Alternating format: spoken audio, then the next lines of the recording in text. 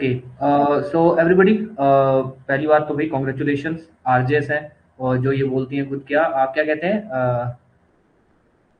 क्या, सॉरी मैं भूल गया। जी। क्या बोलते हैं आप? सिविल कम नहीं, कुछ बोलते हैं ना। सिविल जज कम जुडिशियल हाँ, मजिस्ट्रेट। सिविल सिविल जज कम जुडिशियल मैजिस्ट्रेट निकिता। ओके। बहुत मेहनत की है इस लड़की ने। आई थिंक पहला इंटरव्यू था इनका ना। जी सर। सच में बहुत मेहनत की है। और डर भी था भाई, ऑब्वियस डर तो होता ही है, किसको नहीं होता डर। डर भी था, बट इनका क्लियर हो गया है। और बहुत ज़्यादा मैं बीच में इंटरफेयर नहीं करूँगा। सीधा ही स्टार्ट करते हैं क्योंकि ऑब्वियस लिमिटेड टाइम है ना अपने पास। निकिता, आप ही अपनी जर्नी बताओ सबको कि क्या रहा, कैसे प्रिपेयर किया, एवरीथिंग जो आपको कंफर्टेबल लगे ना वो बताना, और जैसा लगे वैसा बताना। ये मत सोचना कि भाई जो आपको लगे वैसे बोलना। सर मैं प्रॉपर विजिबल तो हूँ ना? हाँ हाँ बिल्कुल। Lighting and. हाँ हाँ, कोई ओके। दिक्कत नहीं है। Thank you sir first of all, and second मैं सॉरी कहना चाहूंगी, मेरा थोड़ा सा गला खराब है तो आपको थोड़ा एडजस्ट करना पड़ेगा उसकी वजह से। एंड इस डे के लिए मैंने बहुत दिन प्रिपरेशन की है, कि इवन बहुत सारी जगह जिनसे मैं भी आपकी तरह ज्वाइन करती थी और देखती थी कि कभी मैं भी ज्वाइन करूंगी क्या, मुझसे भी कोई स्पीच लेगा क्या, मुझे भी कभी कोई लिंक आएगा क्या। तो फाइनली वो दिन आ गया, और मतलब मेरे को बिलीव नहीं हो रहा, जब रिजल्ट आया था ना सर, मैंने उसको 10 बार चेक किया था कि हो गया ना। मैंने उसको 10 बार चेक किया था लिटरली। मैंने जब सबको बता दिया था तब भी मैंने दीदी को बोला कि दीदी एक बार फिर से चेक करो, हो गया ना पक्का। तो इट्स लाइक ए ड्रीम। तब से जब से फोन मैंने उसको देखा था, मुझे लग ही नहीं रहा कि दिन हुआ है या रात हो, मुझे लग रहा है बस कंटिन्यू वो टाइम चले जा रहा है, वो रुका ही नहीं है। तो ये फीलिंग बहुत अच्छी है और मैं चाहूंगी आप मेहनत करो, और ये फीलिंग सबको डिजर्व होनी चाहिए सच में। वो होती है ना कि नौकरी लग गई, नौकरी लग गई, वो वाली जो चीज है ना। और मैं एक मिडिल मिडिल क्लास फैमिली से मैं बिलोंग करती हूँ। मेरे पापा टीचर हैं। हमारे ऑफिसर लाइन में कोई भी ऐसा कुछ कनेक्शन नहीं है कि जो हमें गाइड कर सके, या कि आपको ऐसे पढ़ना चाहिए, ऐसे करना चाहिए। हमारे पास बस टीचर थे, गौरव सर थे, बाकी काफी इंस्टीट्यूट थे, सिर्फ टीचर ने हमें गाइड किया है। तो ऐसी फैमिली में जॉब लगना मतलब, मुझे गर्व हो रहा है, मेरे पापा को गर्व हो रहा है। मेरे पापा बोल रहे थे कि पहले मुझे सिर्फ मेरे नाम से जानते थे, अब मुझे जज, मैं जज का पापा हूँ, मुझे इस नाम से जानते हैं। तो ये बहुत अच्छी फीलिंग है। इस फीलिंग को मैं वर्ड्स में तो बिल्कुल कभी एक्सप्लेन नहीं कर पाऊंगी। बट आप मेहनत करो तो आप जरूर इसको, आप सफलता जरूर पालोगे इसमें। बस मेहनत की बहुत जरूरत है। सर जर्नी की अगर मैं बात करूं तो मुझे हमेशा आपको, मैंने आपको फर्स्ट मॉक दिया था, मुझे याद है आज भी। मैं इसी रूम में थी, मैंने आपको जो रियल ऑनेस्ट आंसर था मैंने वही बताया था कि मुझे सर हमेशा से एक ऑफिसर लेवल की जॉब में जाना था, बट मेरा विजन क्लियर नहीं था। एज ऑफ मेरी जितनी भी फैमिली वो टीचर है, कोई लेक्चरर है, कोई स्कूल में है, तो ऑफिसर लेवल की जॉब में कोई नहीं है। हालांकि अब काफी लग गए हैं हमारे भाई बहन, बट अभी पहले कोई नहीं था कि जो गाइड कर सके। तो मेरा विजन क्लियर नहीं था, बस ऐसा था कि हाँ कुछ करना है, कुछ अलग करना है। But I was not sure what, and the vision was totally blur. I was एकदम ब्लैंक कि क्या करना है। मैंने बैचलर ऑफ आर्ट्स किया है कनौडिया पीजी महाविद्यालय से। एंड उस टाइम पे मेरा आरएस की तरफ थोड़ा फोकस हुआ था, एंड मैंने थोड़ा प्रिपरेशन किया था। बट वही है ना, मतलब कि इतना मुझे किक नहीं मिल रहा था कि मैं इस जॉब के लिए रेडी हूँ या नहीं, कि मैं इसमें अपना परफेक्ट करना चाहूंगी या नहीं। मुझे ऐसा लगता है कि ऐसा कुछ नहीं है कि आपको आरजेसी बनना है, आपको ये करना है। इंसान को जिस चीज में जो बेस्ट कर सकता है ना वही करना चाहिए। डजेंट मैटर जॉब क्या है, उसका लेवल क्या है, ग्रेड भी क्या है।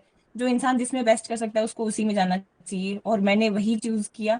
और मुझे लगता है कि यही कारण है कि मुझे इतनी जल्दी सफलता मिली है। मैंने उस चीज को बहुत, मतलब मैं पीछे पड़ गई हूँ पूरे 1.5 साल से कि बस चाहिए तो यही चाहिए। और अगर वो 3 ईयर वाला रूल प्रैक्टिस लग गया उसके बाद तो ऐसे लग रहा है कि ये इम्पॉसिबल हो जाएगा अगर मैं इस बार इसको नहीं पास सकी तो उसके बाद में बस वो उसको और स्पीड मिल गई। और उसके बाद में मैं जयपुर में थी सर, मैंने बैचलर ऑफ आर्ट्स वहां से किया था। But due to some reason मेरे को वापस मेरे होम टाउन आना पड़ा था, चूरू। तो यहाँ पे पापा ने बोला कि चलो ठीक है एलएलबी कर लो। इस उस वक्त इतना था नहीं कि बस हमारे यहाँ पे एलएलबी पहले होता भी नहीं था एक्चुअल में, उसी टाइम आया था जब मैं आई थी। तो मैं कहा ठीक है चलो कर लेते हैं। साल हमारे ऐसे तो साल खराब नहीं होना चाहिए कि कुछ बच्चा कुछ डिग्री ले ले। तो ड्यूरिंग दैट टाइम मैंने फर्स्ट ईयर मेरी सीरीज से ही दिया है, मुझे तब तक ये भी नहीं पता था बैरेक्ट्स क्या होते हैं। मैंने सेकंड ईयर में जब मैंने ज्वाइन किया तो मेरे प्रिंसिपल सर हैं, सबसे पहले पर्सनैलिटी वही है जिन्होंने मेरे को बोला कि आपको आरजेस की प्रिपरेशन करनी चाहिए, आपकी पर्सनैलिटी वैसी है, आप उसको क्लियर कर लोगे।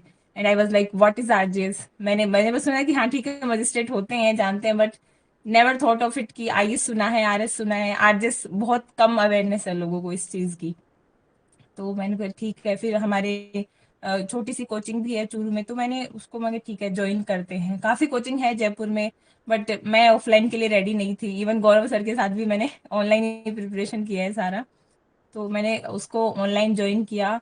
एंड ड्यूरिंग सेकेंड ईयर मैंने अपना प्रिपरेशन थोड़ा थोड़ा अच्छे से मतलब शुरू किया था कि, बट मैं एक आर्ट्स की स्टूडेंट थी और सीधा थियोरेटिकल बेस से सीधा प्रैक्टिकल एक लो सब्जेक्ट में आना, मेरे को ऐसे लग रहा था कि मेरी दुनिया बदल चुकी है।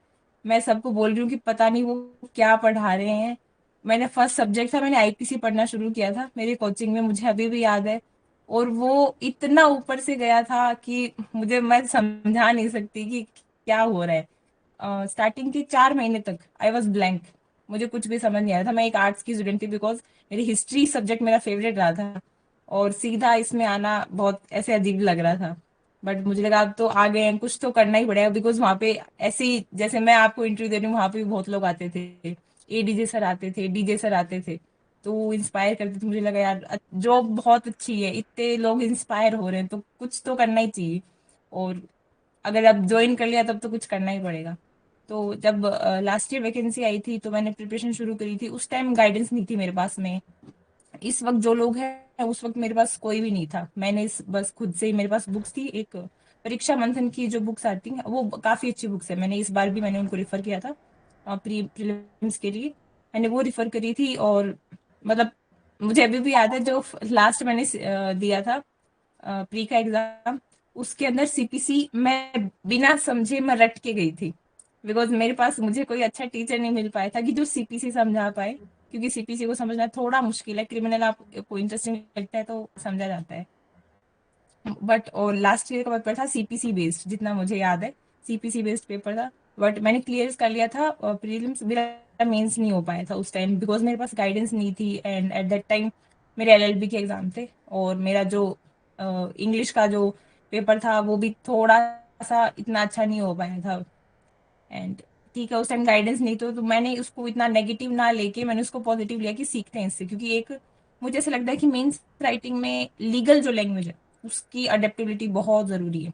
लेमन लैंग्वेज के आपको वहाँ पे कुछ नंबर नहीं मिलते, इसीलिए मेरे पिछली बार 40 के आसपास रह गए थे मेरे मार्क्स, तो उस वजह से मेरा काफ़ी कम रहा था, तो मैं इंटरव्यू तक तो पहुंच ही नहीं पाई थी। इस बार मैंने प्रीलिम्स के लिए वही स्ट्रेटेजी, मेरा ऐसा था प्रीलिम्स तो हो जाएगा क्योंकि हो गया था, तो मैं प्रीलिम्स तो कर ही लेंगे चलो ठीक है। बट वही है 44 वैकेंसीज थी, हाफ से भी हाफ हो गया था, एक तो वो डर हो गया था। फिर जब फेब में वैकेंसी आई तो वो उन्होंने सिलेबस बढ़ा दिया, वो सिलेबस भी ऐसा जिसको मत मत पूछो।